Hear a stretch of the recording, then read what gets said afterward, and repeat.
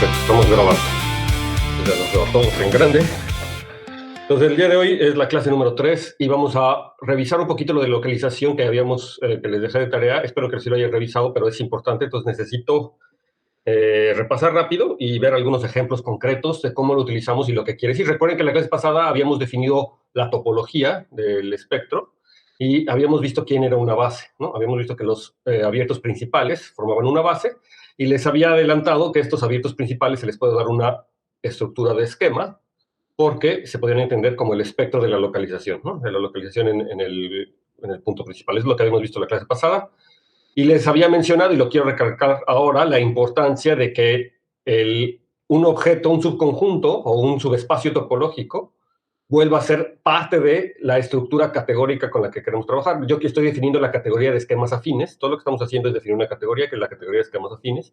Y no todo subconjunto o subespacio vectorial vuelve a ser un objeto en la categoría de esquemas afines. Tengo que son subespacios, o sea, son subobjetos de la categoría de espacios topológicos, posiblemente porque son subespacios topológicos, pero eso no implica automáticamente que sean subesquemas. Lo que hemos estado haciendo es ver que estos abiertos básicos vuelven a ser subesquemas. Eso es lo que vamos a hacer en la clase de hoy. Y lo que habíamos visto es que estos otros cerrados, ¿verdad? Los que se dan por los cocientes, los VDIs, los que yo definí como cerrados, también se identifican con una estructura de esquema, ¿verdad? El VDI era el espectro de A módulo I. Entonces, el espectro de A módulo I ya es un esquema. En principio es un cerrado, es el conjunto de ideales primos que contienen al ideal I. Ese es un conjunto. No tendría por qué ser un esquema, pero les vimos que era el espectro del cociente, entonces ya es un esquema. O que se puede identificar. Hay una biyección y, por lo tanto, se le puede pasar la estructura de esquema, ¿verdad? Entonces, eso hace un esquema cerrado. Entonces, lo estamos ubicando como un subobjeto en la categoría. O sea, no nada más es un subconjunto y ya, no nada más es un cerrado topológico, sino también tiene estructura de esquema. Lo mismo pasa con estos abiertos básicos y básicamente, valga la redundancia, de eso se tratará la clase de hoy. Ok. Entonces, ya habíamos encontrado el espectro de 1 sobre 6 y el espectro de 1 sobre 6 lo único que está queriendo decir es que le estoy agregando el inverso de 6 a los enteros. Es decir, la localización quiere decir, me tomo el inverso de 6, se lo agrego, pero si le agrego el inverso de 6, entonces también le agrego el inverso de 6 al cuadrado y de 6 al cubo. De hecho, le agregué todos los inversos de las potencias de 6. Y ese es mi conjunto multiplicativo, por eso es que es la localización. Z de 1 entre 6 también se puede entender como el anillo más pequeño dentro de los racionales, si lo quieren ver así, que contiene a Z y a un sexto, ¿verdad? Al inverso de 6. Coinciden, son la misma cosa. Y lo que queremos entender es, pues ahora sí, el espectro con un poquito más naturalidad. Ya habíamos visto quiénes son los ideales primos, pero lo queremos entender conceptualmente como la localización, ¿no? Entonces, es la localización de un elemento. Entonces, esa es la general. Entonces, la vez pasada lo anunciamos, se los dejé de tarea, que el DDF es el mismo espectro de un anillo. Es decir, que ADDF, definido como lo hicimos la clase pasada, como el conjunto de todos los ideales primos que no contienen el elemento F, ¿se acuerdan que esa era la definición? Ahora le queremos dar esa estructura de esquema afín, ¿no? Vamos a ver qué es un espectro, el espectro de ese anillo. Entonces vamos a pegar ese anillo y entender lo que es el anillo local. Ok. Otra vez me está pasando esto con mi computador. Se me hace que ya tengo que cambiar de computador. Y según yo, la vez pasada era porque se quería dormir. Y yo ya le quité esa posibilidad de que se vaya a dormir. Si no, lo que voy a hacer es tener que proyectar en esta computadora para que no se me esté yendo a dormir, porque esto es muy distractivo. ¿Por qué me pasará esto? No entiendo. Nunca me había pasado antes. Nunca me había pasado. Ok. Entonces, ya se acuerdan de lo que era el espectro de la localización, ¿verdad? ¿Quién me recuerda rápido lo que era el espectro de la localización en este ejemplo particular de un sexto, de Z de un sexto? Entonces, ¿quién es rápidamente? ¿Quién me recuerda? El que esté más animado. El 0 y los ideales primos de Z, excepto el 2 y el 3. Entonces, son los ideales primos que no contienen justamente el espectro de Z de un sexto son los ideales primos que no contienen al 6, ¿verdad? Esa sería la idea. Entonces, aquí la pregunta es quiénes son los ideales primos que contienen al 6. Esto se traduce en un problema de divisibilidad, en quiénes son los primos que dividen al 6, que son el 2 y el 3. Y entonces, ahora sí, la respuesta, creo que fue Francisco, ¿verdad, José? Que entonces nos dice que el espectro pues, es el complemento de eso, ¿verdad? Son todos los primos que no dividen al 6. Entonces, todos los primos excepto el 2 y el 3, ¿de acuerdo? ¿Sí? Entonces, ahí está la respuesta. Entonces, nos acordamos de eso y ese es el teorema del anillo. Entonces, vamos a recordar rápidamente lo que es la localización de un anillo y voy a aprovechar para hacer una observación. Entonces, muy atentos aquí los que no han estudiado localizaciones o los que ya se les olvidó o los que los vieron solamente en álgebra de manera muy rápida y no le pusieron suficiente atención. Aquí vamos a hacer ahorita, por lo pronto, localización de anillos conmutativos y con uno, y existe el concepto de localización en anillos, pues al menos conmutativos con uno. No sé si el uno a lo mejor tampoco es tan importante, se debe poder hacer, pero la situación es así, y es básicamente la idea de construir o recrear lo mismo que se hace para construir los números racionales. Después de todos los números racionales es la localización de los enteros en un ideal primo, que es en el ideal cero, y entonces esto se generaliza, y entonces yo puedo localizar cualquier anillo, de hecho, conmutativo con uno que tenga un subconjunto multiplicativo al menos. Eso, la localización depende del conjunto multiplicativo, que son los elementos que quiero que sean invertibles. La idea de la localización es agarrarme un conjunto y decir, estos quiero que se vuelvan invertibles. Es como el anillo más pequeño que hace que el conjunto S sea invertible. Pero una propiedad que yo necesito para los invertibles es que al menos sea cerrado bajo multiplicación. Eso quiere decir que si yo me agarro dos elementos invertibles, su producto sea invertible, ¿verdad? Eso es lo que quiero. Entonces, lo que le tengo que pedir a mi conjunto es que sea multiplicativo y que contenga el 1, ¿no? Si un anillo conmutativo tiene 1. Entonces, es la definición de un anillo, de un subconjunto multiplicativo, si contiene el 1 y es cerrado bajo los productos, ¿no? O sea que si me tomo dos elementos y los multiplico, entonces vuelve a estar en ese conjunto. Entonces, ¿qué es lo que llamamos la localización? Y la localización, hay varias formas de notarlo. Esta posiblemente es la más estándar, que me está dando la idea de que estoy invirtiendo justamente al conjunto S. Otra forma es ponerlo así como lo habíamos puesto. Me fijo en el anillo más pequeño que involucra A y que además le estoy pegando todos los inversos de los elementos de S, ¿no? Entonces, esa es la otra notación, que es como el anillo de polinomios en las variables que yo necesite, pegándole los inversos de S, evaluando los inversos de S. Es como el álgebra generada por los inversos de S, ¿no? Por eso es que la notación, el álgebra conmutativa generada, ¿no? Es el álgebra más pequeña generada con ese número de elementos, ¿no? Es un concepto también. Pero este es posiblemente el más utilizado. Y entonces, básicamente, se trata de definir, o si lo quiero construir explícitamente, se trata de hacer una relación de equivalencia y decir quién es, cuál tiene la condición de equivalencia. Entonces, me tomo pares de elementos A, S, o sea, lo que tengo que hacer es tomarme A cruz S, y aquí mismo definir una relación de equivalencia, ¿de acuerdo? Entonces, me tomo pares ordenados A cruz S, y a las clases de equivalencia son los que yo llamo A sobre S. Y entonces, aquí ya directamente, para no repetir toda la historia, ¿sí? O sea, un par es A, B, y A, S, y su clase de equivalencia es el que normalmente notamos por A sobre S, pero para ya no hacer toda esa historia y bla, bla, bla, que seguramente la tienen muy clara por pues, teoría de conjuntos básica, automáticamente les digo cuando dos clases son iguales, ¿no? Es exactamente la misma relación casi que la que me dice cuando dos racionales son iguales. Entonces, dos racionales son iguales en general si se cumple esta relación cruzada entre los coeficientes, ¿verdad? El único punto y la única diferencia que uno hace con un anillo en general es que pide que sea cierto eso salvo por la multiplicación por un elemento S. S en el conjunto multiplicativo. Y esto se hace porque mi anillo puede tener divisores de cero, ¿de acuerdo? Entonces, cuando no tiene divisores de cero, o sea, cuando el producto de dos elementos es igual a cero implica que uno es igual a cero, como S o mi conjunto multiplicativo en general no contiene el cero, entonces eso implicaría automáticamente que esta parte que está aquí sea cero, y es la relación de equivalencia que se utiliza para los racionales. En particular, los enteros, como es un dominio entero, no tiene divisores de cero y entonces se vuelve equivalente. Por eso es que la definición de los racionales me da esto. Pero en un anillo general que podría tener divisiones de cero, que podría tener elementos que sean divisores de cero, la relación correcta es esta, ¿no? Que exista un S en S, de tal manera que la relación cruzada, o sea, cuando hago la multiplicación cruzada y la resto y multiplico por S, sea cero. Esa es la definición de localización. Uno ve que es una relación de equivalencia que está bien definida y que además también preserva la estructura de anillo, es decir, que la suma de dos clases vuelve a ser una clase con la suma como se le están imaginando, como los racionales, y que el producto también vuelve a ser producto y que cumple todos los axiomas de anillo, ¿de acuerdo? Entonces, sí, eso es todo el mundo, ¿sí? Pongan su manita, todo el mundo eso lo tiene clarísimo, ¿no? Esa es la localización. Si no lo tienen claro, nuevamente es un ejercicio igualito al ejercicio que hicieron cuando construyeron los números racionales, salvo por considerar el numerito ese que está aquí atrás, ¿no? Y ahora eso viene acompañado, la localización viene acompañado de un morfismo natural, un morfismo canónico, ahorita van a ver por qué, que es el que a cada elemento lo ve como su clase, o sea, lo manda a su clase, es decir, al A sobre 1, esa sería la forma de encajar, si quieren verlo así, el anillo A adentro de su localización, ¿de acuerdo? O de ver ahí. Me estoy identificándolo con su imagen, aunque hay que tener cuidado en algunos casos. ¿Sí? ¿Dudas? Entonces es el morfismo natural que A lo manda A sobre 1, ¿no? Es completamente natural. ¿Sí? Y es un homomorfismo de anillos. Tampoco lo demuestro, es un homomorfismo de anillos, es decir, estamos en la categoría de anillos conmutativos con 1, también tiene 1, que es la clase del 1, entonces todo en orden. ¿Qué ventaja tiene esto? Bueno, pues la ventaja es que estoy invirtiendo justamente los elementos que dije que quería invertir. En la localización, en este nuevo anillo localizado, los elementos de ese se convierten en unidades. Y además es el anillo más pequeño con esa propiedad. Más pequeño, ahorita lo voy a clarificar, es decir, satisface una propiedad universal.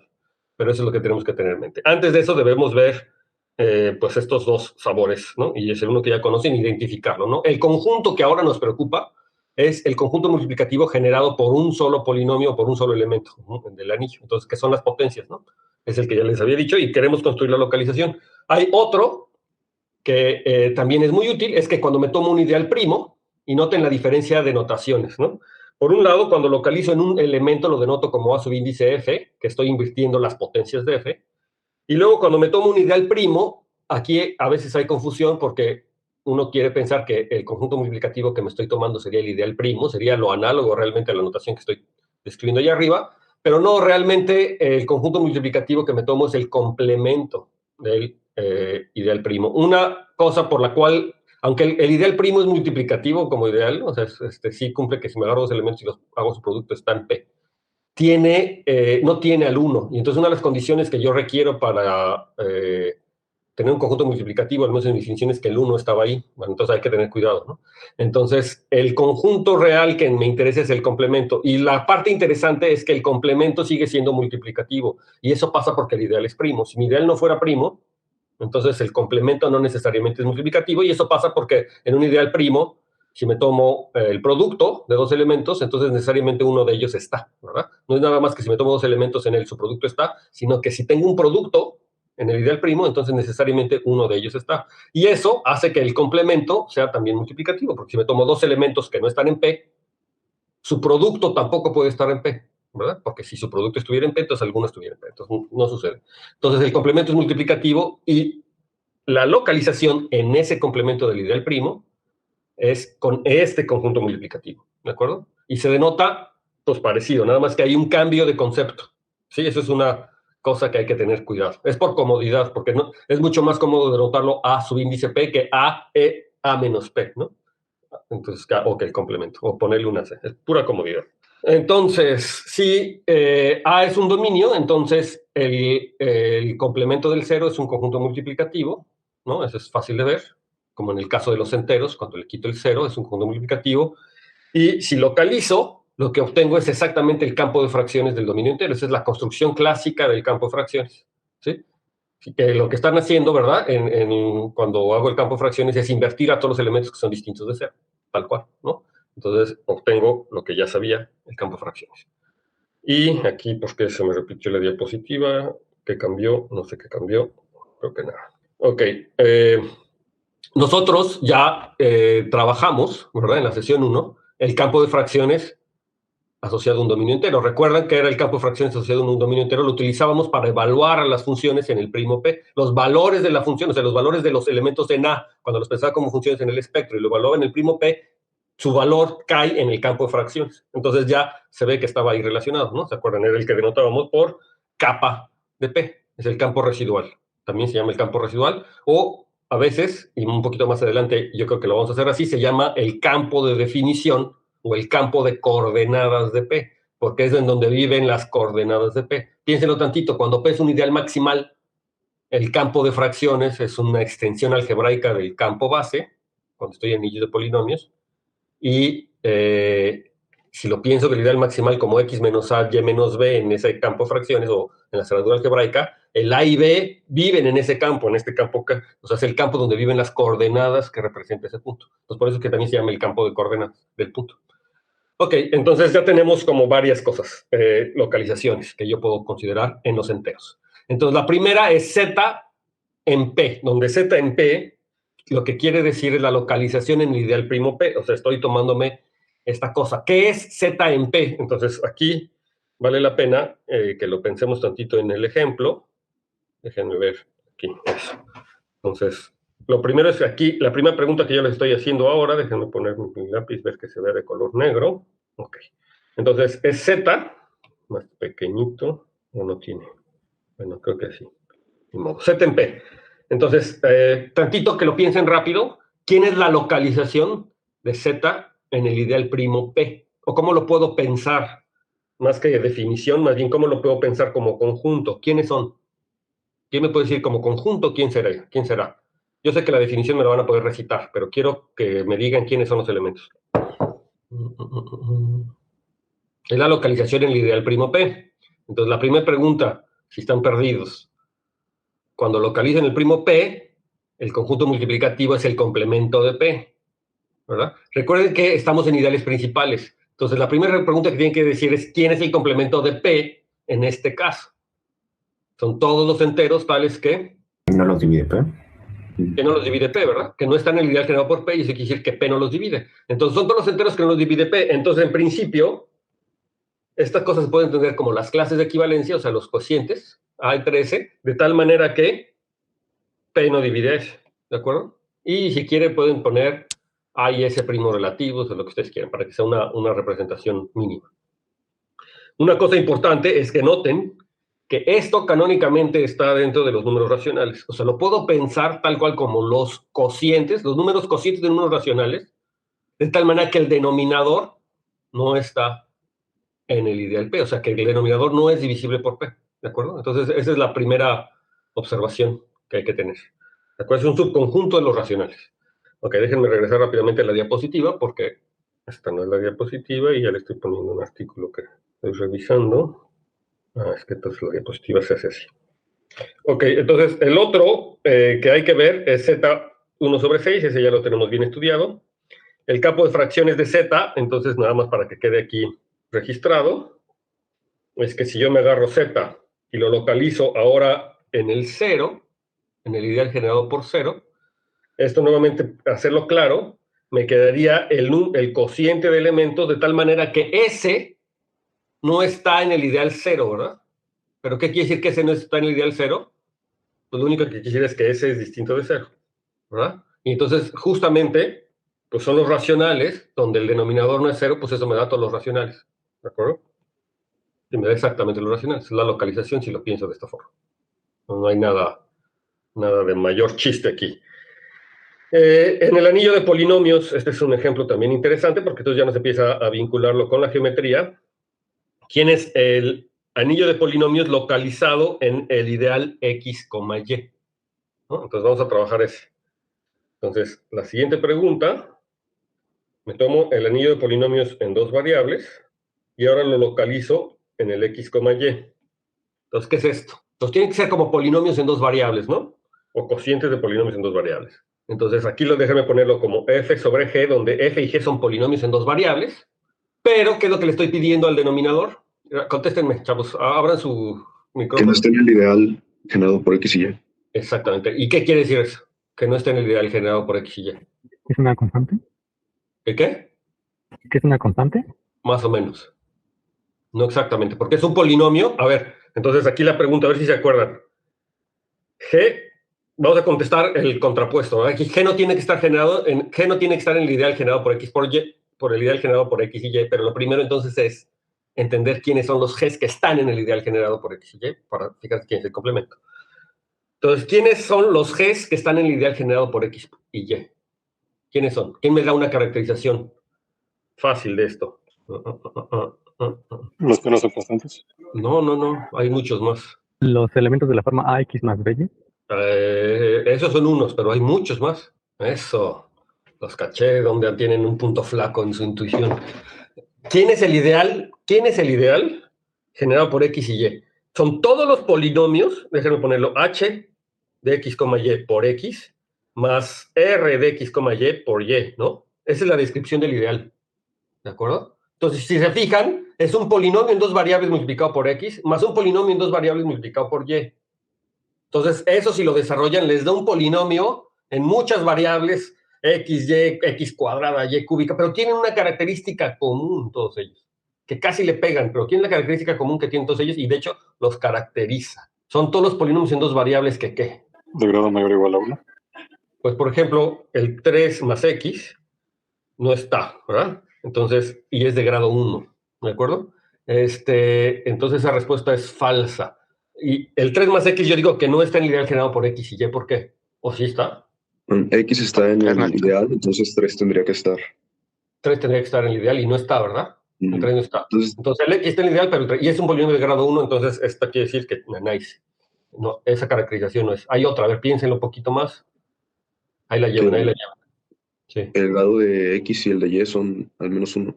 Pero cumple con esa propiedad. No, es el de Y no tiene grado 1. Ah, exacto. El grado de X y el grado de Y es 0, es lo que estás diciendo. Ok, eso sí es cierto. El grado de X y el grado de Y individualmente es al menos 1. Bien, ¿ya se los imaginaron? Ahora, esa es una caracterización, pero hay una más bonita, más clara, otra. Casi. A ver, piensen cómo se ven esos polinomios. Por ahí también faltarían polinomios, ¿no? Por ejemplo, la X tiene grado de Y igual a 0 y también está. Ah, exacto, fíjate. Sí, tienes toda la razón. El X, nada más. Pero sí está, ¿no? Ese sí está. El X en el Y tiene grado 0 y no está, sí está. Entonces, quiere decir, hay que decirlo con cuidado, ¿verdad? No quiere decir que Y, el grado de X y el grado de Y tiene que ser mayor que 1, porque aquí el grado de Y es 0 y sí está en esta idea, ¿no? O sea, el X sí está aquí. ¿Son los que tienen término constante igual a 0? Exactamente, esa es la caracterización. Los polinomios que están en el ideal generado por X y Y son los polinomios cuyo término constante es igual a 0. Piénselo tantito. Si el término constante es igual a 0, todo polinomio de esos voy a poder factorizar X en los monomios en los que se pueda factorizar X y me van a quedar algunos en los que no pueda. Más Y, le factorizo la Y, todos, ahora sí todos los que sí se pueden, ¿no? Entonces lo escribiría en una combinación de este tipo, ¿sí? Son todos los polinomios cuyo término constante es distinto de 0. Y ahora, ¿quién es el término constante de un polinomio? ¿G en 0, 0? Es la evaluación en 0, 0. Entonces, la caracterización realmente que yo quería que me dijeran, qué bueno que las dijimos todas, porque todas son equivalentes, es que G en 0, 0, ¿cuánto vale? 0. 0. 0. Entonces, fíjense, la localización en el ideal X, Y es el cociente de todos los polinomios, de tal manera que G de 0, 0, ¿qué? Distinto de 0, ¿no? Distinto de 0, ¿no? Me gusta esta caracterización porque ya es muy geométrica. Y recuerden que G, evaluarlo en 0, 0, era lo mismo que la clase de G, sea distinta de la clase del 0, módulo el ideal X, Y. ¿Recuerdan esto? Porque la clase de un polinomio en un ideal maximal era evaluar el polinomio en el punto asociado al ideal maximal. El ideal X, Y como ideal maximal se corresponde al punto 0, 0 en el campo al cuadrado, en K2. ¿De acuerdo? Recuerden que esa será la relación con el punto con los ideales maximales, ¿verdad? Era la evaluación, ¿no? El 0, 0, sí, recuerden, la cosa general era que X menos A, Y menos B se corresponde con el punto A, B, ¿no? Había una biyección. Y como ideal maximal. Y como ideal maximal a veces se nota como el ideal maximal asociado al punto A, B. El ideal maximal asociado al punto A, B es X menos A, Y menos B, y ese corresponde con el punto A, B, que está en K2. Y entonces fíjense que la localización me está dando todas las funciones racionales, si lo quiero pensar como funciones racionales, de tal manera que se pueden evaluar exactamente en el punto al que corresponde el ideal. ¿Sí? O sea, geométricamente el punto X, Y es el 0, 0, es el 0, es el origen. Y entonces ahora me tomo todas las funciones racionales y me pregunto cuáles de esas funciones racionales sí se pueden evaluar en ese punto. Solamente las que el denominador no se anule en ese punto, ¿verdad? Todas las demás no. Entonces, la localización ya me está dando las funciones que se pueden evaluar en ese punto. ¿Sí o no? ¿Sí? Entonces, esa es una cosa bien importante, ¿no? Estoy asociándole la localización, me está dando esas funciones. Es lo que se llaman las funciones regulares en el 0, ¿no? Visto de forma algebraica. Son funciones regulares en el 0. Las funciones racionales que sí se pueden evaluar. ¿Sí? ¿Les quedó claro? ¿Ya? ¿Les quedó claro? ¿Les quedó claro esta localización y cómo pensar en la localización? Es muy importante que hagamos más ejercicios de estos para fortalecer esa intuición, y tanto geométrica como algebraica, ¿no? Algebraica tengo que entender muy bien qué quiere decir el ideal generado por un conjunto de elementos y poderlo desmenuzar. Okay. En ese mismo sentido, ahora vamos a pensar en este ejemplo, es decir, localizar en y menos x cuadrada, y vamos a ver qué es lo que quiere decir. Entonces déjenme agregar otra página. Entonces, rápidamente, y esto sí lo quiero que lo piensen ahora sí un poquito más serio. Entonces, aquí va a ser y menos x cuadrada, es la localización en este ideal. Lo primero, ¿es un ideal primo, sí o no? O sea, me tengo que fijar en el ideal y menos x cuadrada. ¿Es un ideal primo, sí o no? Sí, porque es irreducible. Es irreducible. ¿Qué forma tiene esto? Es decir, ¿ese ideal primo a qué corresponde? ¿Verdad? Geométricamente. Ah, la parábola, ¿no? Es una parábola, ¿no? Es el conjunto es y igual a x cuadrada. Es x cuadrada, aunque parece 3 de repente, pero es x cuadrada, ¿no? Entonces, es una parábola. Geométricamente me estoy fijando en una parábola.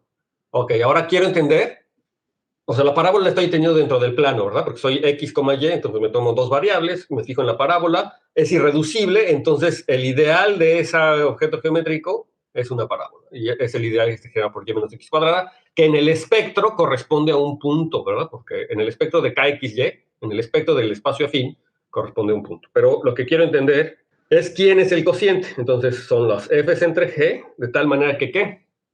Pues ya lo voy a escribir directo. Pues que g no está en el ideal y menos x cuadrada. Pero entonces, ¿qué quiere decir que algo no esté en el ideal? Así como lo hicimos con el punto, ¿qué quiere decir que algo no esté en el ideal? A ver, en otras palabras, primero, ¿qué quiere decir que alguien sí esté en el ideal? O sea, ¿qué quiere decir que g esté contenido en y menos x cuadrada? Es un múltiplo de y menos x cuadrado. Eso quiere decir que g es igual, no sé, a un g' por y menos x cuadrado. Ojo aquí, este es ideal y este ya es polinomio. Esto pasa porque el ideal es principal, ¿no? Entonces el ideal es principal, entonces lo puedo poner así. ¿Y qué quiere decir que g tenga esta forma particular? Este g' no es la derivada, ¿no? Es otro polinomio de dos variables. ¿Qué quiere decir geométricamente que sea un múltiplo de y menos x cuadrada? Kenia. Los polinomios los quiero pensar como funciones, ¿no? Recuerden que esa es la historia de toda la vida. Los elementos del anillo los quiero pensar como funciones. ¿Qué quiere decir en términos de funciones que g sea un múltiplo de y menos x cuadrado? Adelante, Carlos. Se anulan los puntos que se anula y menos x cuadrado. Exacto, que se anula en la parábola. ¿De acuerdo? Son los polinomios tales que, es decir, g de xy es igual a 0 si x, y está en la parábola. Lo voy a dibujar así para que quede claro. Esta es la parábola y igual a x cuadrado. ¿Sí? Si es un punto de la parábola, ¿de acuerdo? Entonces, ¿quiénes son los elementos que están en el ideal? ¿Quiénes son como funciones? Los polinomios que están en el ideal son los polinomios que se anulan en la parábola. Son los polinomios que se hacen en la parábola. Entonces, ¿quién es la localización? Pues la localización es el cociente de tal manera que g no se anula perdón, otra vez. No se anula en toda la parábola. ¿Qué? Pues sí, son los polinomios que evaluado en x, x cuadrada es distinto de 0, ¿no? Ajá. Entonces eso lo podemos poner así, que existe un x, y en la parábola, o sea, tal que y es igual a x cuadrada, y g de x, y es distinto de 0. Eso quiere decir, el complemento son los polinomios que no se anulan en todo punto de la parábola. Eso quiere decir que existe al menos un punto en la parábola, ¿verdad? En donde no se anula. ¿De acuerdo? ¿Sí? Existe al menos un punto en donde estoy bien, ¿verdad? Si el ideal son todos los polinomios que se anulan en la parábola, el complemento es que no se anula en toda la parábola, ¿verdad? O sea, que existe al menos un punto en la parábola que no es un 0. ¿De acuerdo? ¿Sí? Y entonces, esta cosa son las funciones regulares en algún punto de la parábola. O sea, son funciones que se van a poder evaluar, a lo mejor no en toda la parábola. Lo estoy pensando como funciones que se van a poder evaluar, a lo mejor no en toda la parábola, pero sí en algún punto de la parábola. Es como las funciones racionales, o sea, todos los cocientes de polinomios, se pueden entender como funciones en el plano afín, ¿verdad? Las funciones racionales se pueden entender como funciones, pero no en todos lados. En todos lados, excepto en donde el denominador se anula. ¿Sí? O sea, no son funciones que se pueden definir. Una función racional, si en variable compleja o en cualquier cosa, ¿verdad? Es una función, pero no, el dominio no son todos los complejos. Son un abierto de los complejos, ¿de acuerdo? Es un abierto de los complejos. El complemento de los ceros del denominador, ¿de acuerdo? Entonces, es esa la situación, exactamente la que estamos teniendo. Nada más que ahora tengo una parábola y entonces mis funciones racionales que se pueden evaluar en al menos un punto de la parábola. ¿Sí? ¿Queda claro? Entonces, eso quiere decir la localización. Y bueno, no hemos entendido esto como en términos del espectro, pero bueno, también estamos entendiendo en términos de funciones nada más. ¿Ok? Y regreso aquí. Ya les quedó claro eso y me falta algún ejemplo. Bueno, y este es el que es clásico, ¿verdad? el campo de fracciones en cualquier campo, pues es la localización en el cero, y eso ya discutimos qué es lo que es el complemento ni más ni menos del ideal cero. Ahora, la otra cosa es que me gustaría entender los espectros de esos anillos, ¿verdad? ¿Quiénes son como esquemas afines los espectros de esos anillos? ¿De acuerdo? Eso es lo que queremos. Ya los entendimos como funciones, ya vimos que son funciones que tienen que ver con un objeto geométrico, son funciones racionales que tienen que ver con un objeto geométrico, y fíjense que al principio de esta clase yo les había dicho, los elementos de A, los elementos del anillo son como funciones, ¿verdad? Son las funciones como polinomiales, o son las funciones regulares, es lo que se llaman las funciones regulares. Globales, son las funciones regulares globales. Vamos a ver por qué son globales, pero bueno, son las funciones que se pueden evaluar en todos lados. Y ahora me estoy tomando exactamente lo que hacemos con las funciones analíticas, ahora quiero las meromorfas. Y luego me tomo los cocientes de polinomios y me fijo que esas son meromorfas y que esas no se pueden definir o evaluar en todos lados, ¿no? Tienen un dominio, ¿no? Y entonces la pregunta que nos estamos haciendo aquí es un poco más específica. Me tomo ciertos subconjuntos cerrados y me pregunto cuáles de esas funciones se pueden evaluar en alguno de esos puntos cerrados. Cuando es un punto, pues no hay cuáles son las funciones que se pueden evaluar en ese punto. Cuando es como un ideal, ¿verdad? Entonces sería como que son las funciones que sí se pueden evaluar al menos un punto E. Esto se llaman las funciones racionales, ¿no? Es como las funciones racionales en esos subconjuntos algebraicos que se pueden evaluar al menos un punto. Ok, pero lo queremos entender como espectro, entonces, una observación, y esto es pensar un poco en el caso no conmutativo, y es ver, lo que quiero es que vean la importancia del caso conmutativo y cómo me simplifica las cosas, y también lo quiero ver porque en el seminario de cosas derivadas aparece una construcción ahí que yo le dije que tenía que ver con la construcción no conmutativa. Entonces, ya que lo revisé, dije, bueno, se los voy a presentar aquí, porque también yo puedo hacer localización en el caso no conmutativo. No es de tanta relevancia en geometría algebraica, porque en geometría algebraica siempre trabajamos con anillos conmutativos. Al menos en geometría algebraica clásica, básica, se trabaja con anillos conmutativos. Y luego hay otras extensiones de la geometría, que ya no sé si decirle geometría algebraica, pero más bien como cosas paralelas que se hacen en geometría, que son muy parecidas a las que hacemos en geometría algebraica, o sea, de tomar los ideales maximales y todo, y que tiene que ver con física, les había dicho, ¿no? Por ejemplo, que Alan Conz trabaja justamente con geometría no conmutativa, y parte de eso es esto, ¿no? Tomarse anillos no conmutativos y ver qué es lo que pasa cuando trato de hacer exactamente lo mismo, pero con sus sutilezas. Normalmente, las fuentes mayores de anillos conmutativos son espacios de Banach y cosas así, que tienen otro tipo de estructura analítica, además de algebraica, ¿no? Entonces, por eso son muy importantes en física, ¿no? También. Ok. Entonces, esto es como un brevario, ¿cómo? Brevario, así, ¿sí? Cultural, ¿no? Lo que quiero decir. Algo nada más para tener un poquito de cultura, en el caso no conmutativo. Entonces, que yo también puedo localizar, existe una noción de localización, e intuitivamente la idea es qué es lo que quiere decir la fracción. Entonces, en principio las fracciones también pues son una relación de equivalencia. Entonces, si yo lo que quiero es invertir a mi conjunto S, entonces hay una condición que se llama la condición de Ore, no de oro, Ore es un nombre. Entonces, que me dice que para cada A en A y S en S existe un S' y una prima, de tal manera que AS' es igual a S por A'.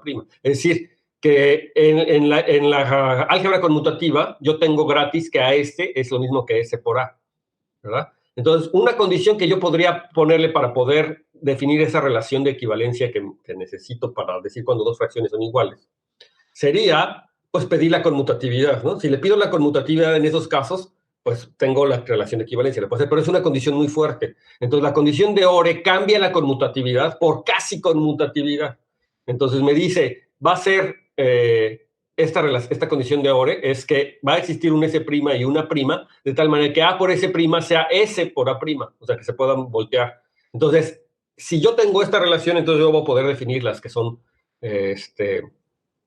las relaciones de equivalencia, voy a poder comparar dos fracciones, porque cuando hago el cociente y trate de ver las condiciones de relación de equivalencia, voy a necesitar la conmutatividad en algún caso, pero no voy a tener la conmutatividad exacta, sino la puedo sustituir por esta condición de Ore y voy a poder ver que tengo una buena relación y entonces hacer la localización. Entonces, para poder localizar en álgebra no conmutativa, una buena condición para poder localizar es esta condición de Ore, ¿de acuerdo? Esa era como la intuición que les había dicho. Y entonces, para los que están siguiendo el seminario de cohomología derivada, Eso es la condición. Estamos cambiando esta condición de multiplicación por composición de morfismos, y esta es la condición de Ore, la que me permite localizar morfismos en la teoría derivada, en homotopía derivada de ese tipo.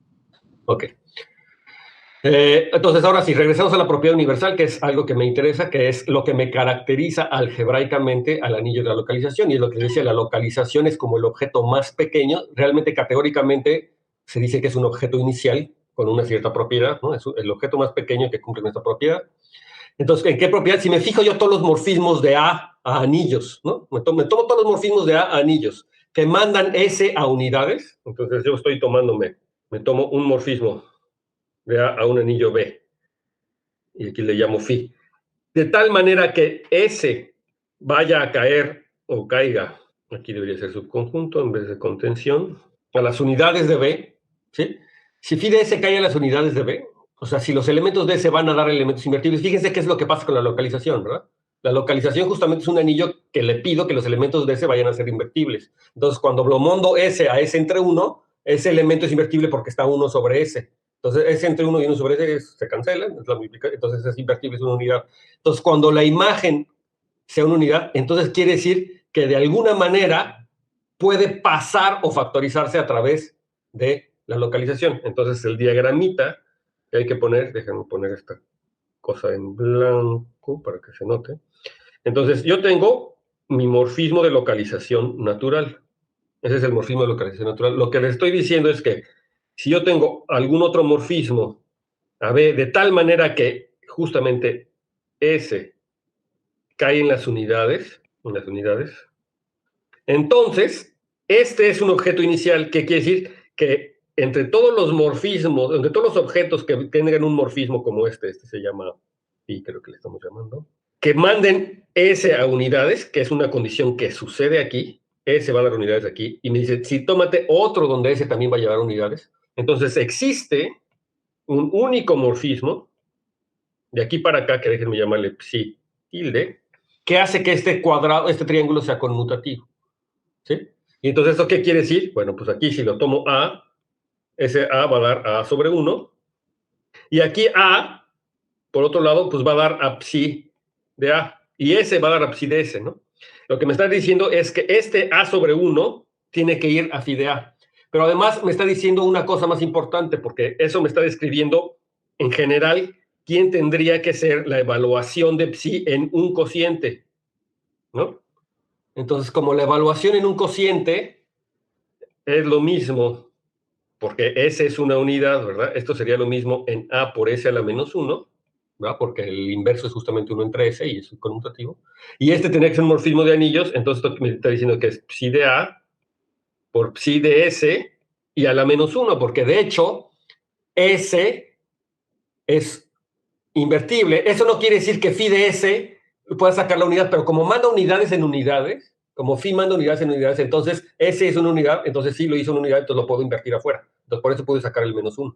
Y entonces eso está caracterizando en quién es el psi. De hecho, me está diciendo claramente quién es el psi. Pero sí se ve que la condición yo necesitaba que el morfismo este de aquí arriba, sí necesitaba mandar a S a unidades justamente para poder hacer esta parte que está aquí, ¿verdad? Pero queda únicamente determinado. Y entonces es un objeto inicial. Si ustedes ya leyeron las categorías, entonces yo estoy teniendo aquí como categoría a todos estos morfismos que mandan S a unidades. Esa es una categoría. La categoría de todos los morfismos que mandan S a unidades, se llaman como conos también. O sea que morfismos que parten de A, es la categoría rebanada por la izquierda, no sé cómo le llaman.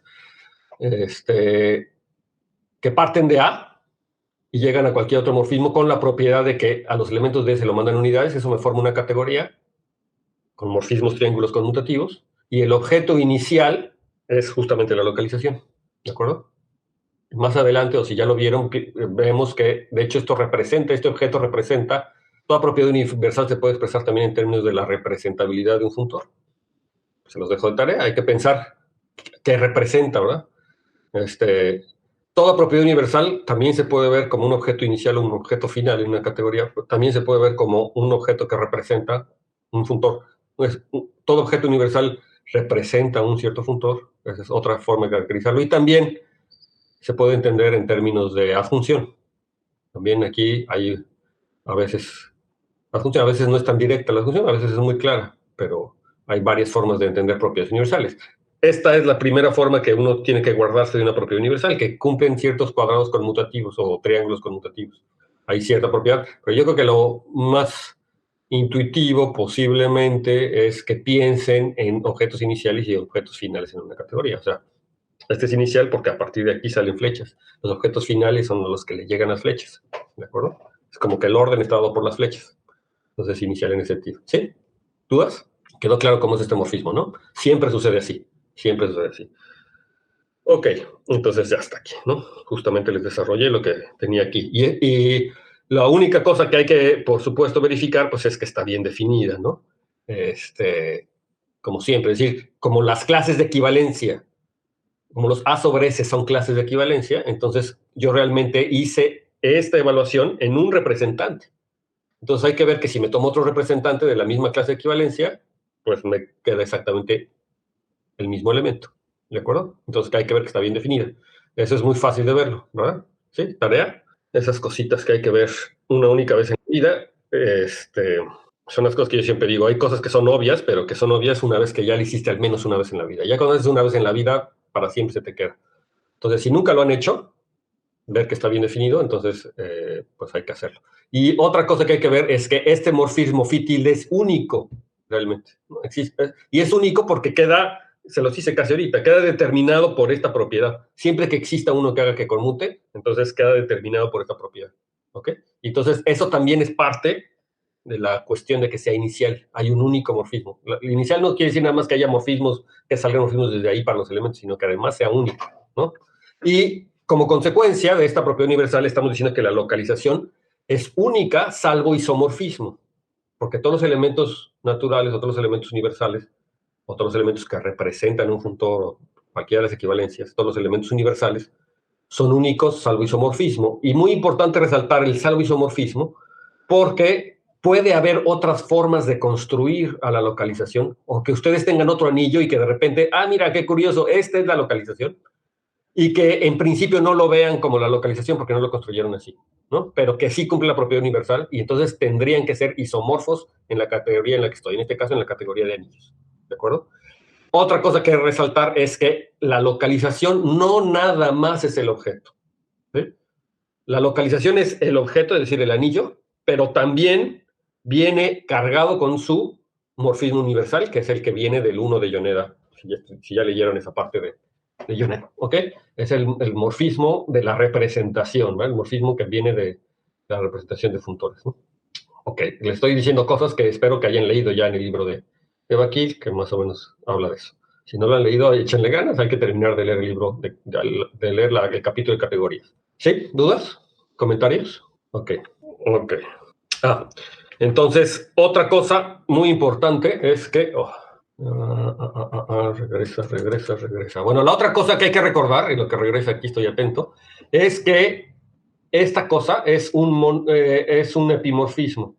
Los morfismos de localización son epimorfismos. ¿Y quién me dice rápidamente qué es un epimorfismo? Hacerlo por la derecha.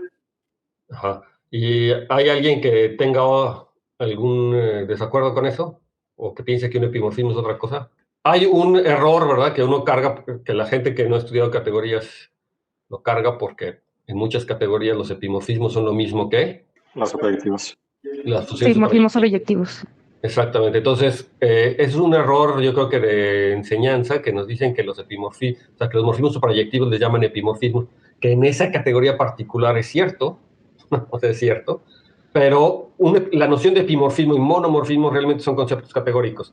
Ahora, aquí alguien podría argumentar, no, pero históricamente los epimorfismos se llamaron primero. Bueno, sí, pero actualmente el monomorfismo y epimorfismo está muy bien definido en términos categóricos y además existe la inyectividad y la suprayectividad en morfismos que vienen de la teoría de conjuntos, es decir, de morfismos entre conjuntos o de espacios que están construidos o objetos en categorías cuyos espacios subyacentes o cuyos objetos son conjuntos o bien de la teoría de conjuntos.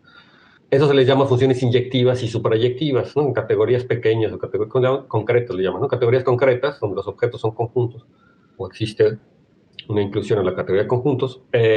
Resulta que la noción de inyectividad y suprayectividad, pues dan morfismos que se llaman en categorías monomorfismos y morfismos que se llaman epimorfismos, respectivamente. Pero la clase de epimorfismo y la clase de monomorfismos en general es más amplia, ¿no? Hay categorías donde yo tengo monomorfismos y epimorfismos que no son suprayectivos, que no son inyectivos. Y de hecho, este es un ejemplo de la localización. Entonces, les recuerdo básicamente lo que es un monomorfismo. Entonces, un monomorfismo es una función entre dos objetos de una categoría, phi, o no una función, un morfismo, entre dos objetos de la categoría, de tal manera que siempre que yo tenga morfismos G1, G2, cuya composición me dé la misma, la composición por la izquierda, ¿verdad? Con phi, eso implica que G1 es igual a G2. Fíjense que esto, mnemotécnicamente, lo puedo pensar como inyectividad, porque esto es como phi evaluado en G1 es igual a phi evaluado en G2. Eso implica que G1 es igual a G2, ¿verdad? Porque es la composición. Entonces, mnemotécnicamente sí tiene que ver con la inyectividad, pero está dado en términos de morfismos, ¿de acuerdo?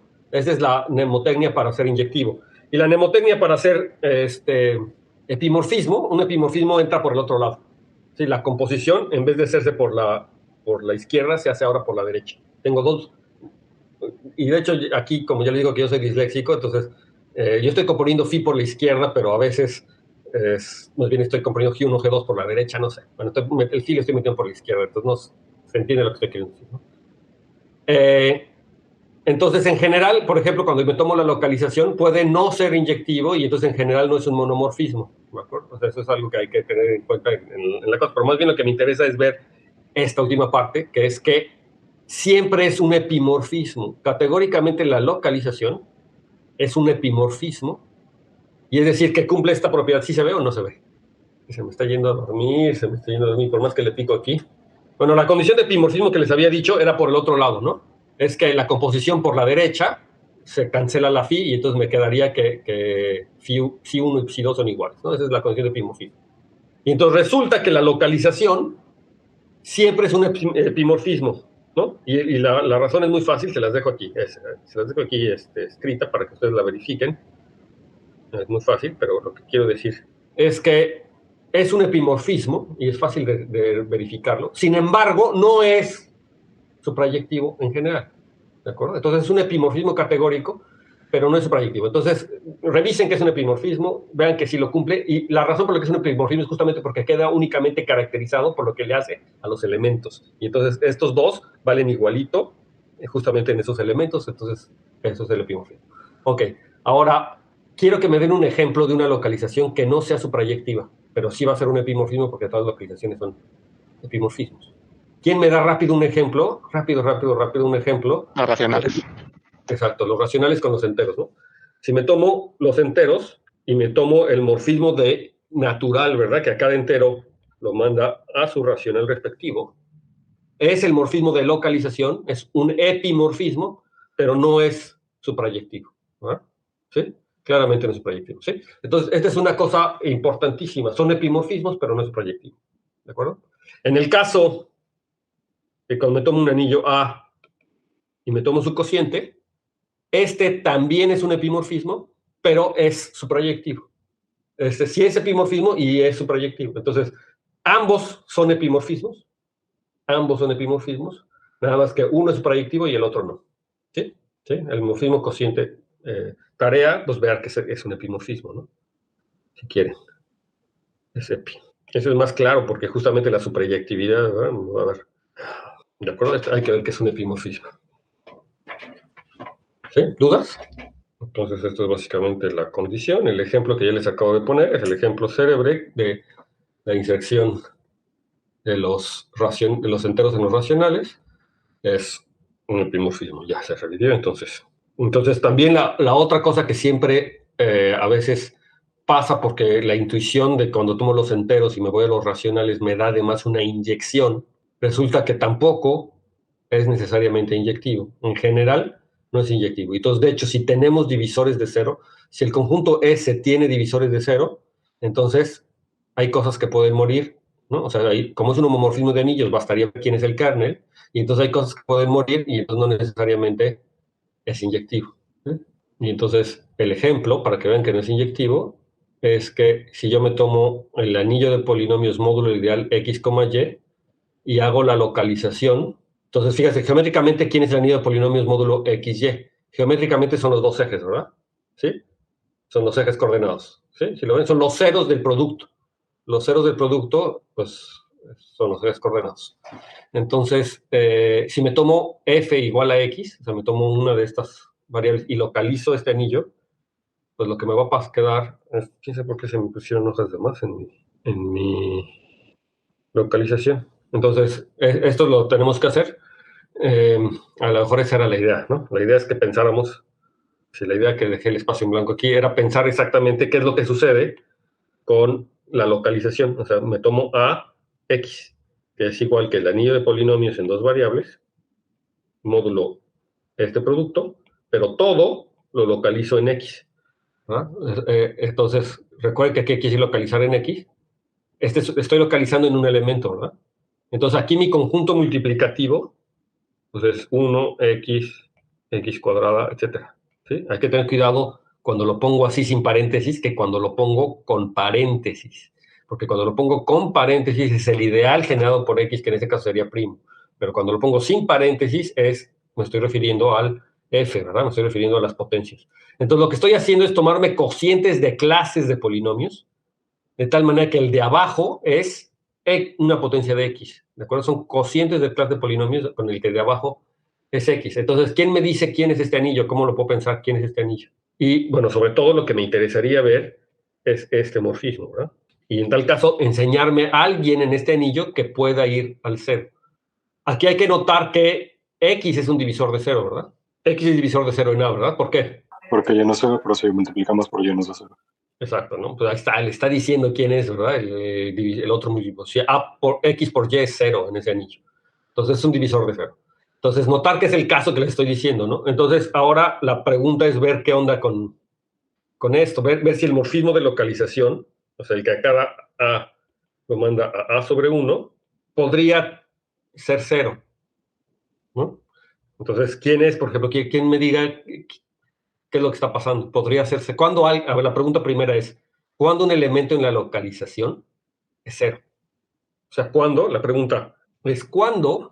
Y déjenme ponerlo en general, no A sobre 1, sino ¿cuándo A sobre S? No A sobre 1, sino A sobre S. ¿Quién me dice cuándo A sobre S es igual a 0 en el anillo? ¿Qué quiere decir eso? Cuando hay un elemento en el conjunto multiplicativo tal que multiplicado por A es igual a 0. Por la definición de las clases de equivalencia, ¿verdad? Eso quiere decir que estaría relacionado con el 0 módulo 1 o el 0 entre 1, y eso quiere decir que existe un S' en S, tal que S' por la relación de equivalencia, pero como aquí aparece el 0, se convierte en que S' por A sea igual a 0, ¿verdad? O sea, este morfismo va a tener un elemento, va a dar a un elemento que es 0, y de hecho, independientemente si que caiga en S o no, casi es irrelevante. Si existe un elemento en el conjunto multiplicativo, que a la hora de multiplicarlo por S me va a dar 0. Entonces ya casi le está diciendo qué es lo que está pasando, ¿verdad? Entonces, en este ejemplo concreto, si me aclaro Y, pues va a dar al Y sobre 1, pero yo digo, el Y sobre 1 en la localización es 0, porque justamente existe un elemento en el conjunto multiplicativo que es X, que a la hora de multiplicarlo por esta cosa me da 0. O sea, en este caso, este es igual al 0. ¿Sí? Se vuelve el elemento 0. ¿De acuerdo? Entonces, por lo tanto, el kernel de esta cosa, el núcleo, de lo que estoy diciendo es que Y está contenido en el núcleo de phi, y Y es distinto de 0, ¿no? Por cierto. Entonces, por lo tanto, no es inyectivo, ¿de acuerdo? ¿Sí? Y no es 0 en el anillo cociente, ¿verdad? ¿Sí? Todo el mundo le queda claro, Y no es 0 en el anillo cociente, es un divisor de 0 legal. ¿Sí? ¿Les queda claro? Entonces hay que tener cuidado. Ahora, otra vez, nada más geométricamente, ¿qué quiere decir? El anillo de coordenadas módulo XY son los dos ejes coordenados. Entonces, mi objeto geométrico son los dos ejes coordenados. Y luego, la localización en un elemento está íntimamente relacionado con el abierto, ¿verdad? Con un abierto, bueno, eso no lo hemos visto, pero recuerden que era el D de F, ¿verdad? Les estoy diciendo que el espectro de localización es el D de F, en este caso sería D de X. ¿Y quién es ese? Son todos los... ¿Quién es la localización? ¿Quiénes son los ideales primos de la localización? Como abierto, recuerden quién era. Son todos los ideales primos que no contienen a F. Entonces, geométricamente son todos los ideales primos que no contienen a X.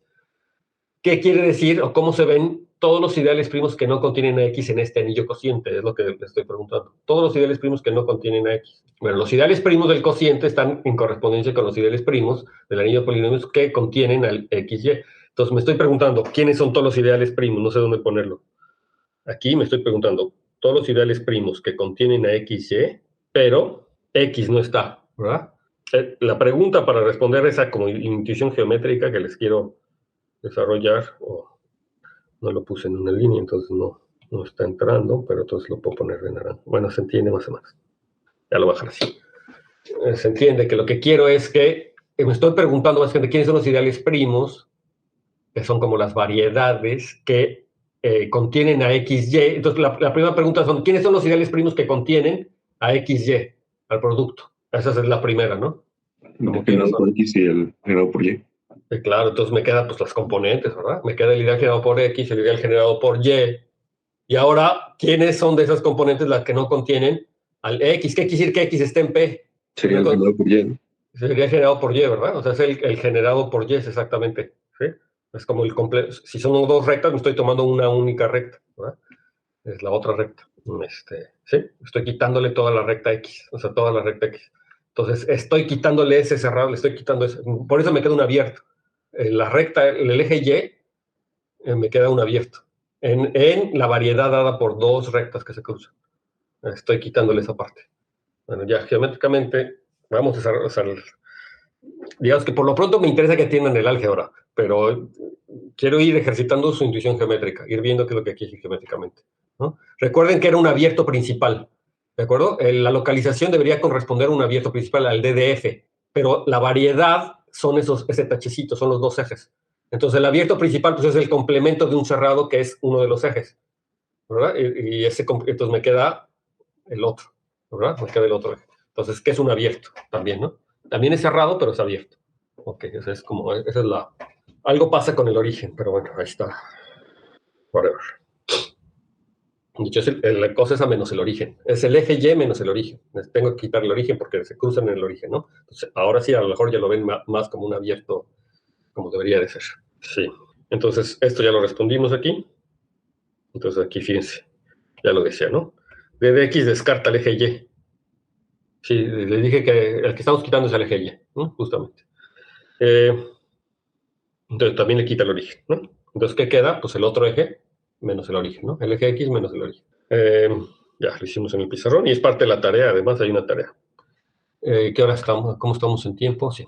Entonces, nada más para recordarles el teorema de correspondencia, que era también algo que les había dejado de tarea, pero que no hay que, lo quiero tener por escrito. Entonces, el teorema de correspondencia de la localización es que yo tengo dos asignaciones entre los ideales, particularmente entre los ideales primos, que a cada ideal primo, Q, lo manda a su imagen inversa bajo el morfismo de localización. Entonces, para que quede claro, aquí vamos a escribir el morfismo de localización. Bueno, lo voy a escribir en naranja, en este caso no debería, pero no quiero perder tiempo. Sí lo voy a escribir porque ya escribí antes, pero es la localización. Entonces tengo el morfismo de localización, que es ese, la menos 1 de A también. Y entonces hay una correspondencia, que es que a cada ideal primo Q aquí, yo lo puedo mandar a su imagen inversa, ¿verdad? Es el phi a la menos 1, entonces me manda un ideal primo en A. Y por otro lado tengo la extensión, que si me tomo un ideal primo P aquí, entonces lo mando al ideal generado bajo la imagen. Recuerden que la imagen no es necesariamente un ideal, pero me fijo en el ideal generado por la imagen. Entonces eso me queda un ideal. Resulta que si P es primo, entonces su extensión, que es este que está aquí, la extensión, así se denota, PE es la extensión, es el ideal generado por la imagen, resulta ser un ideal primo, y aquí si quieren concretamente es lo que es la localización de P, es decir, es tomarse todos los elementos A sobre S, tal que A está contenido en P, eso quiere decir la localización, ¿verdad? De P. Formalmente se puede decir, como P es un módulo, es un grupo abeliano, es un módulo en particular sobre el anillo, yo puedo localizar módulos, y entonces lo que me está quedando es un módulo conmutativo dentro de A que vuelve a ser un ideal en la localización. O sea, pero es la localización, estrictamente se ve como los elementos de la forma A sobre S, donde A está en P, es la extensión, justamente, la extensión bajo la localización. Y lo que hay que ver es que esta correspondencia, de hecho, me da biyecciones que son inversas, o sea, son una función, una inversa a la otra, entre el conjunto de ideales primos de A y el conjunto de ideales primos del cociente, pero no entre todos ellos, sino entre el conjunto de ideales primos en el espectro de A que no cortan al conjunto multiplicativo, ¿verdad? ¿Sí?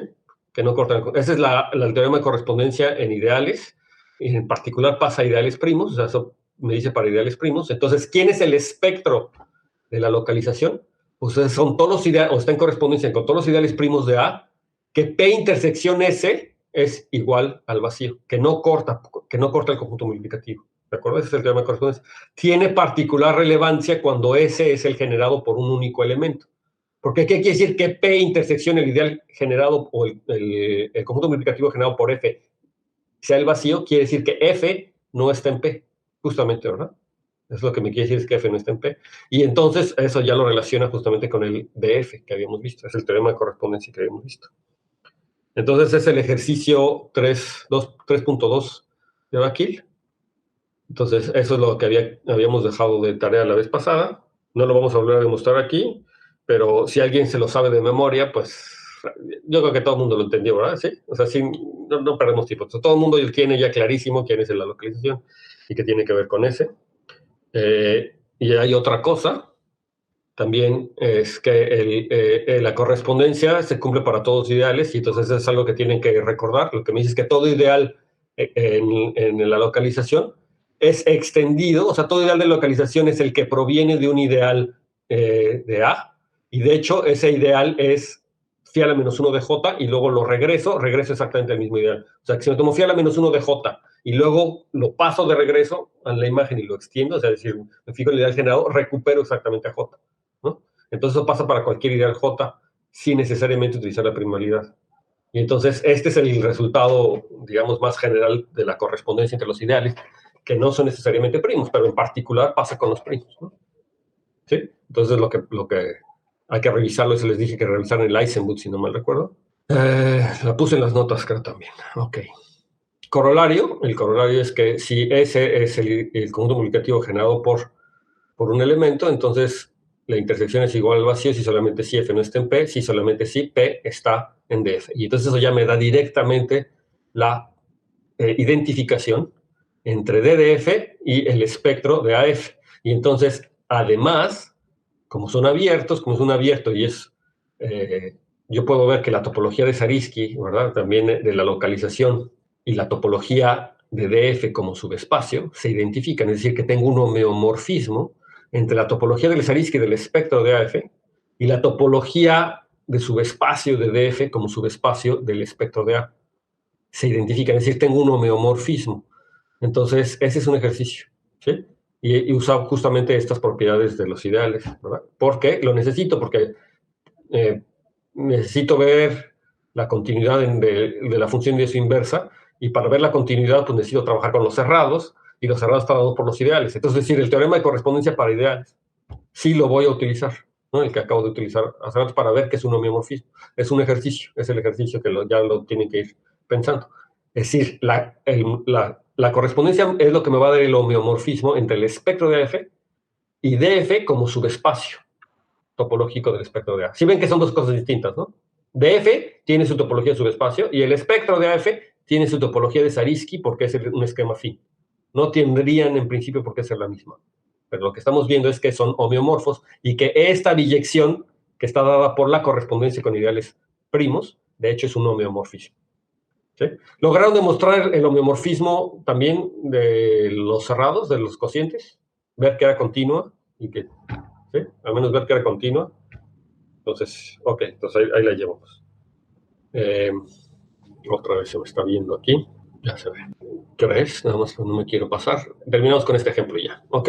Entonces, para el caso del espectro de un sexto de Z de un sexto localizando en el 6, entonces Z de un 6 se vuelve, por lo tanto, es el espectro de A6, y por lo tanto es homeomorfo o isomorfo ya como esquema al abierto D6, ¿verdad? Al abierto D6, que era el S. Y ese D6, de hecho, por lo que hemos visto, pues es ni más ni menos que DD2 intersección DD3, pensados ahora como abiertos en el espectro de Z, ¿de acuerdo? Entonces, el espectro de un sexto como esquema afín lo puedo pensar adentro del espectro de Z como esta intersección de estos dos abiertos principales, dados por D2 y por D3, ¿de acuerdo?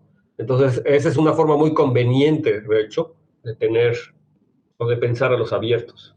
Y es conveniente porque estos abiertos viven en la categoría que estoy definiendo, la categoría de espectros afines o de esquemas afines. ¿Sí? Entonces, qué la canción. Ok.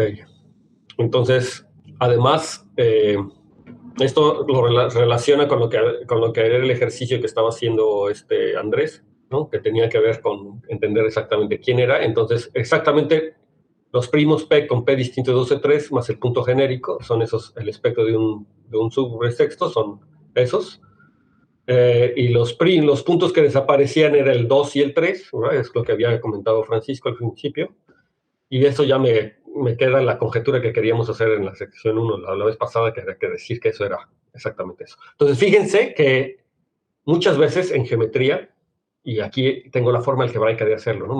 Que tengo una variedad o una superficie y dicen, quítenle puntos, ¿no? Cuando yo le quito puntos, o en geometría riemanniana, ¿no? También, por ejemplo, que dicen que es una superficie compacta sin un número finito de puntos. Toda superficie algebraica, o toda compleja, compacta, es una, ¿cómo le llaman? Una superficie de Riemann, excepto por un número finito de puntos. Y este tipo de cosas siempre aparece mucho. Tengo un objeto geométrico, quítale un punto y entonces te queda no sé qué y lo trabajo. Algebraicamente eso se puede trabajar justamente con las localizaciones. Aquí le estoy quitando 2 puntos al espectro de Z. Si le quiero quitar 2 primos, pues le hago así. Si me tomo el espectro de Z y ahora quieren trabajar con el espectro de Z menos 3 primos, pues ¿cómo le hacen? Pues se fijan en el producto de esos 3 primos y se fijan en el abierto básico determinado por la localización en ese elemento, o invierto ese elemento en la localización, y ese como objeto geométrico es un abierto del espectro de Z que ya no tiene esos 3 puntos, pero además es un esquema afín, sigue siendo un objeto con el que van a poder trabajar en la categoría y hacer cosas, y ya le quitaron 3 puntos, ¿sí? Entonces sí ven la importancia de estas localizaciones. Localizaciones en elementos es quitar puntos, ¿de acuerdo? Geométricamente corresponde a quitar puntos, ¿sí? Entonces, cuando digan es suave excepto por un punto, entonces, si me quiero quedar con la parte suave, pues quítale los singulares.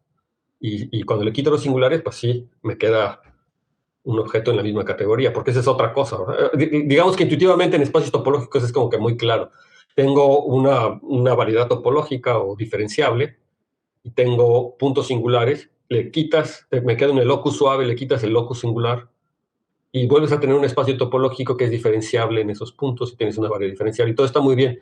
Pero algebraicamente necesito más que la topología, ¿no? Necesito la estructura de esquema. Y todo eso que le estoy diciendo sucede en esquemas. Todavía no termino yo los esquemas, apenas estamos definiendo el espacio topológico. Falta la otra parte, que es la parte de la gavilla asociada al esquema afín. Pero ya casi lo tenemos porque hemos ido estudiando las funciones. Ahora, fíjense que yo tengo ciertos abiertos ahora del espectro de Z, que son, o de hecho, del espectro de cualquier anillo, tengo estos abiertos y los abiertos básicos, y las funciones globales, o sea, las funciones en todo el espectro se pueden restringir a abiertos básicos, ¿de acuerdo? Se pueden restringir a los abiertos, de hecho, a cualquier abierto. Y lo que quiero es poder restringir mis funciones a abiertos, ¿sí? Esa es la idea de las gavillas. Las gavillas son funciones que voy a poder restringir y guardar cierta información de las restricciones a abiertos cada vez más pequeños. Y ya vimos en los ejemplos de la localización, cuando les dije que lo teníamos como funciones, las localizaciones, ya vimos cómo se restringían, eran ciertas funciones que se podían evaluar en abiertos más chiquitos, o en puntos más chiquitos, o en cerrados más chiquitos, ¿sí? Porque el dominio de definición era en realidad un abierto.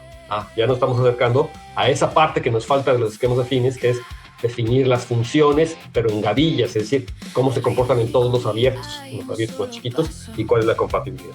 Esa es la parte que nos falta de los esquemas afines, que es definir la gavilla asociada a el esquema afín, a este espacio topológico. Bueno, ya acabó la clase, entonces pues retomamos aquí, me quedan un par de láminas, son 17 láminas que tengo, pero bueno, ya me tomé más de su tiempo. Pero retomo aquí, sirve de que repasen. La siguiente clase iniciamos con esto y es un repasito, y sirve que ustedes tienen tiempo también de editarlo, ¿sí? De pensarlo, de entender lo de las funciones, reproduzcan los ejemplos del espacio afín, del tachecito, asegúrense que lo están entendiendo y para poder avanzar, ¿no? Para poder avanzar. ¿Sí? ¿Dudas? ¿Comentarios? Yo tengo una duda de notación en el ejemplo que digo de los ejemplos de los hechos. Vamos a ver. Aquí. Ahí localizamos en el ideal primo dado por X, ¿no? No, en el objeto del elemento X, en el F, en el X. Si quisiera localizar en el ideal primo, tendría que poner entre paréntesis. Entonces, aquí, ojo. Entonces tengo a X versus a X. Son escojo. ¿Ok? ¿Otra duda? ¿Comentario? ¿No? Pues si no hay dudas, entonces pues ya les voy a dejar otra tarea. Pues para que ya vayan pensando. ¿Ok? Muy bien. Muchas gracias. Gracias. ¿Dijo miércoles, profesor? Lunes, todo. Ok, sí. Ya estoy. Nos vemos, profesor. Bye,